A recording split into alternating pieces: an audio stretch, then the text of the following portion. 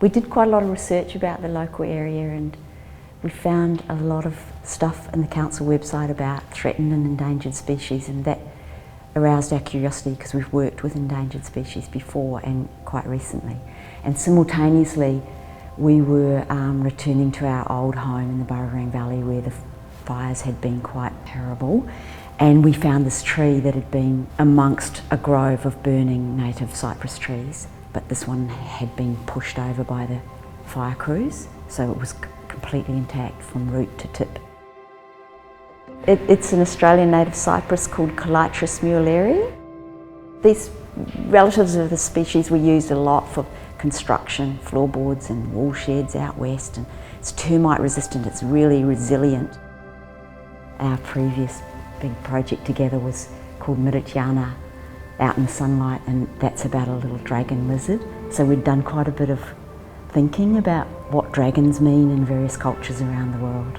When we thought about doing a dragon and thinking about how the dragon's related to the environment and culture and things, and I was thinking, what would this dragon sound like? So my immediate thought was drones for some reason, as they have this sort of slightly ominous undertone, but they can be quite beautiful, they can be quite threatening, they can be all sorts of things. They're always about a kind of desire for a more symbiotic relationship with the rest of nature, I think, because they can be very threatening and dangerous if they're not treated with respect, and they very often guard water holes. So they control drought. Sometimes their body might lie across a river and block the flow of water. Sometimes they can be in the heavens controlling the thunderbolts and the rain. Fearsome things if they're not treated right. So it seemed like a really powerful metaphor for where we're at the moment, where we're facing these really critical tipping points with our climate and species loss.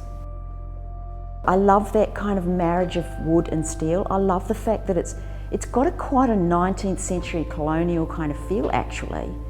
So that sort of refers to, you know, a period when things really started to get critical.